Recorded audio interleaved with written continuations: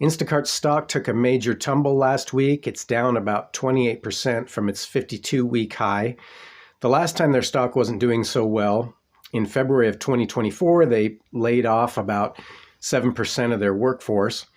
Do they even have a viable long-term business model? You know, when it started out, Instacart was kind of a boutique thing that people who could afford it, who could afford that convenience would use. And then the pandemic came along and it grew by leaps and bounds with the encouragement of certain politicians around the country, by the way. So if you believe that's just a happy coincidence for Instacart and other online companies, or whether there was more going on, I'll leave that to you to consider. But my question is the company just too big for its britches anyway?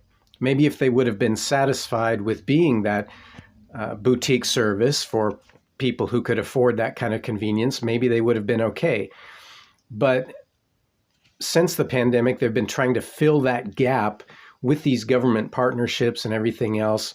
If it wasn't for their greed, maybe they would have been fine. And if it wasn't for their greed, maybe they wouldn't have been trying to silence people like me and maybe some of you out there with their totalitarian, Trump-like non-disparagement clauses that they put in certain contracts.